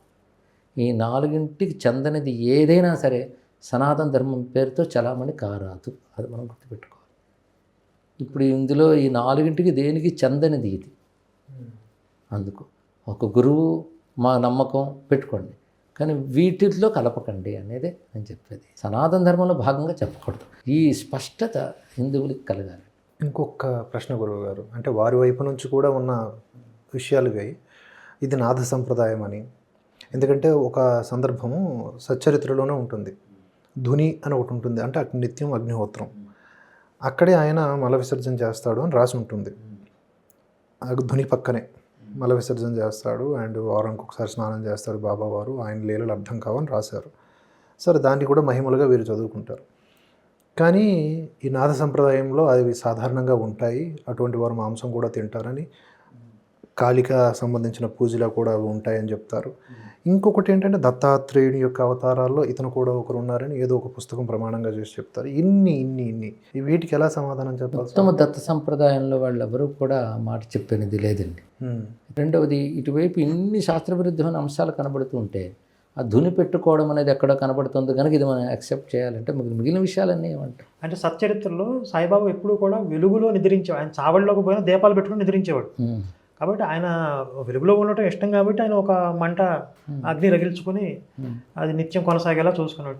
అంత పవిత్రమైనటువంటి అది ఒక యజ్ఞవాటికలాగా ఆయన భావిస్తే ఆ దుని పక్కనే మలమూత్రాలు విసర్జించేవాడు అని చెప్పి రాశారు. అది మరి అది ఇప్పుడు ఇందాక చెప్పినట్టు వాళ్ళు నిజంగా అవధూతలే, వీటన్నిటి అతిక్రమించిన సిద్ధపురుషులు అయ్యారు అనుకోండి. అది అలా అనుకున్నప్పుడు ఇవన్నీ వాటికి అంటగట్టి చేయడం ఏ అవధూత విషయంలో జరిగింది? ఎవరి విషయంలో జరగలేదు. మనకు కొందరు అవధూతలకు సంబంధించి మనం పిచ్చమ్మ అవధూత గారిని ఉన్నారు, ఇంకా మరొక స్వామీజీ మరొక నెల్లూరు దగ్గర ఒక మనం చూసాం. అక్కడక్కడ ఇలాంటి పద్ధతులు కనబడవు కదా. వాళ్ళని గౌరవిస్తున్నాం, అలాంటి అవధూతలు ఉంటారు. కానీ వాళ్ళందరూ వీటికి ప్రత్యామ్నాయాలుగా లేరు, వీటికి విరుద్ధంగా లేరు. అది ఈ సందర్భంగా అరుణాచలంలో ఈ మధ్య టోపీ అమ్మవారు అని చెప్పి బాగా ప్రాచుర్యంలోకి వచ్చారు. ఆవిడ గురించి మీ ఉద్దేశం? ఇవన్నీ శాస్త్ర ప్రకారంగా చాదస్తంగా అనుకున్నా అది స్వీకరించలేమండి అలాంటి వాటన్నిటిని. ఎందుకంటే బాలోన్మత్త పిశాచవత్ అని ఒక మాట ఉన్నది. అవధూతలు బాలుల వలె, ఉన్మత్తుల వలె, పిశాచముల వలె సంచరిస్తారు అన్నారు. కనుక అవధూతలు పిచ్చివాళ్ళ సంచరించవచ్చు, కానీ పిచ్చివాళ్ళందరూ అవధూతలు అయిపోరు కదా. అది చాలా ప్రధానమైనటువంటిది. కనుక మనం తెలుసుకోవాల్సింది, ఒక అవధూత పిచ్చివాడుగా ఉన్నా మనం పోల్చలేకపోతే మనకేం ప్రమాదం లేదు. అవధూత ఏమనుకోడు. కనుక పిచ్చివాడిని అవధూత చేసేస్తే మాత్రం చిత్రం ఏంటంటే కలిలో అన్ని మార్గాలు కలుషితమైపోతాయని పురాణాలు చెప్తున్నాయి. అలాగే మనవే ఈ మాటలే అక్కడ తీసుకొచ్చి ఈ ఆధ్యాత్మికత, ఈ అవధూత, యోగి ఇలాంటి మాటలు తీసుకొచ్చి అక్కడే ఈ కాలుష్యాన్ని తీసుకొచ్చి అనేక మంది శాస్త్ర విరుద్ధమైనవి చేస్తున్నారు. ఒక చిన్న మాట చాలా కాలం క్రితం వచ్చింది ఏంటంటే, ఒకరు వచ్చి మన ఆలయాల్లో అన్ని చోట్ల నిబంధనలు ఎక్కువ, ఎవరైనా బయట నుంచి వండి తీసుకొస్తే నైవేద్యం పెట్టరు. నిజమే, మనమే ఎక్కడి నుంచి బయట నుంచి వస్తే తినలేం. అన్నం పెట్టడానికి వండి దేవుడి దగ్గర తేవడానికి అంత దూరం ఉండాలో శాస్త్రం ఉంది, వండే పద్ధతి ఉంది. లోపల మనం నియమంగా ఒక పద్ధతిగా ప్రతిష్ఠించినప్పుడు ఒక పద్ధతిగా ఆరాధన జరగాలి, దాని మన శాస్త్రం. అన్ని నియమాలు ఉన్నాయి కనుకనే మాకు ఇది కన్వీనియంట్గా అనిపించింది. ఏవైనా వండి ఎవరైనా తీసుకురావచ్చు, ఉల్లిపాయలు, వెల్లుల్లి ఏవి తీసుకొచ్చి వండినా ఆయనకు నైవేద్యం పెట్టివచ్చు అంటే నేను మాట అన్నాను. అవునమ్మా నిజమే, దేవుడు అంటూ అయితే నియమాలు ఉంటాయి, కానీ కాకపోతే ఏ నియమాలు లేవు, ఏమైనా చేసుకోవచ్చు అని చెప్పాను. స్త్రీలు బహిష్ట రోజుల్లో కూడా సాయి ఆలయాల్లోకి రావచ్చు, ఇది కూడా ఒక వెసులుబాటు ఉంది కాబట్టి అది డెవలప్ అయ్యాయి అని కూడా ఒకటి చెప్తున్నాను కదా. మన వాటి సంప్రదాయాలకి వాటికి విరుద్ధమైనటువంటిప్పుడు మన సంప్రదాయాలు ఎలా కలుపుతాం? అదే నా మాట. అంతవరకు పూర్తి భిన్నంగా వెళ్తుంది గురువుగారు. మీరు చెప్పిన అవధూత అయ్యాడు అనుకోండి, అవధూతకు నైవేద్యాలు లేవు, అవధూతకు అర్చనా విధానాలు లేవు, అవధూతకు మంత్రయంత్ర తంత్రాలు ఏం లేవు కదా. అసలు లేదు, అవధూతకు అవి లేనే లేవు. లేనప్పుడు ఇప్పుడు అవధూతం తీసుకుని ఇందులో తీసుకొచ్చి పెట్టడం అనేటువంటిది పూర్తి విరుద్ధం, అవధూత సంప్రదాయానికి కూడా విరుద్ధం. ఓకే, ఏ సంప్రదాయమో కాదు ఇది. అది ఈ సంప్రదాయంలో ఏమడదు, అవధూత సంప్రదాయం కాదు అంటే అటు దీనిదంటూ వేరే ఒకటి తయారైంది, వేరే ఒకటి కొత్తగా తయారైంది. కేవలం ఏదో కోరికలు తీరుతానే ఒక ప్రచారాన్ని నమ్మి అదే ఇందాక చెప్పిన పడుతున్నారు. నమ్మకం, ఆ నమ్మకానికి చాలా సంతోషం, గౌరవం. దాన్ని దీంతో కలపద్దు అని చెప్పడం మా యొక్క ఉద్దేశం. నమ్మడానికి ఏముంది, ఎవరు నమ్మకాలు వాళ్ళకు ఉంటాయి. మునిపే చెప్పినట్టు ఇతర మతాల వాళ్ళ నమ్మకాలు వాళ్ళకు ఉన్నాయి, మనం గౌరవిస్తాం. కానీ మనం తెచ్చి కలుపుకోవాల్సిన అవసరం లేదు. అందులోంచి కొంత ఇందులోంచి కొంత చెప్పుకోకర్లేదు. ఎందుకంటే దేన్ని కలుపుకోకుండానే మనకు సంపూర్ణంగా ఉంటుంది. ఇవి చేయడానికి తెలుసుకోవడానికి మన ఆయుష్ సరిపోవట్లేదు. అంతమంది దేవుళ్ళు ఉన్నారు మీకు అని అంటూ ఉంటే అది మన ప్లస్. అది అంతమంది ఉండడం మన గొప్పతనం. ఉన్నవాళ్ళు చాలదా? శాస్త్ర సమ్మతంగా ఉన్నవాళ్ళు, వాళ్ళని కాదని ఇక్కడ ఏం తెచ్చుకుందామని వస్తున్నామో అర్థం కావట్లేదు. చరిత్రలో ఉన్న విషయాలు చెప్తుంటేనే ఆయన ముస్లిం అనే విషయం చెప్పినా ఆయనకి శుద్ధి జరిగింది. హిందుత్వానికి వ్యతిరేకంగా కొన్ని యాక్టివిటీస్ ఉన్నాయి.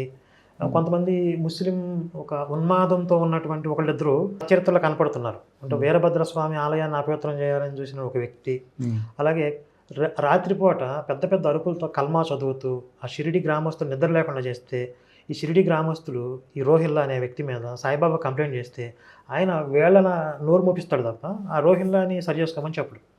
అని ఇలాంటి హిందుత్వాన్ని ఇబ్బంది పెట్టే కొన్ని సంఘటనలు మేము ఉన్న విషయాలు చెప్తుంటే మా మీద కేసులు పెట్టారు. ఏకంగా షిరిడి సంస్థనే రంగంలోకి దిగి మా నోర్లు మూయించే ప్రయత్నం చేస్తుంది. మమ్మల్ని ఏ విధంగా ముందుకు వెళ్ళమంటారు గురుగారు? మీరు సత్యం అనుకుని చెప్తున్నారు, సత్యమే మిమ్మల్ని రక్షిస్తుంది. ఇప్పుడు మీరైనా ముందుకు వచ్చేస్తున్నది అంటే సనాతన ధర్మం మరుగున పడిపోవడానికి ఇది ఎక్కువగా దోహదపడుతుంది. సనాతన ధర్మంలో అంశాలన్నీ దూరం చేసేయడానికి దోహదపడుతుంది అనే బాధతోనే మీరు పనిచేస్తున్నారు. మూలాలకి దూరం చేస్తారు. దూరం అవుతుంది అనే బాధతోనే మీరు పనిచేస్తున్నారు కనుక మీకు విద్వేషం ఏమీ లేదు. ఇప్పుడు అలాగని వాళ్ళకున్నటువంటి ఆ కల్ట్ని మనం అనేదేమీ లేదు. ఆ కల్ట్గా కొనసాగింది. కానీ అదే హిందూ మతం అనే భ్రాంతి మన వాళ్ళకి కలగకూడదు. హిందూ మతం యొక్క స్వరూపం అది కాదు, సనాతన ధర్మం యొక్క స్వరూపం వేరే ఉంది, అది మనం మర్చిపోకూడదు అనేది చెప్పాలి. అదే మన యొక్క తాపత్రయం. మొత్తానికి ఇలా ఎన్ని ప్రశ్నలు మా వైపు నుంచి ఉత్పన్నమవుతున్నా కూడా అంటే ఏంటి, ఈ సాయి భక్తి పేరిట ఎవరైతే మాకు కౌంటర్ చేస్తున్నారో వాళ్ళు లేవనెత్తుతున్నటువంటి అంశాలన్నీ కూడా వేద విరుద్ధమైనవి, శాస్త్ర సంబంధం లేనివి అని స్పష్టంగా మీ ఓటి వారి ద్వారా ఈరోజు ప్రకటితమైంది. ఇది ఒక అగ్నిలాగా, అగ్నితో సమానమైన సత్యం ప్రకటితమైంది. మాకు చాలా సంతోషంగా ఉంది.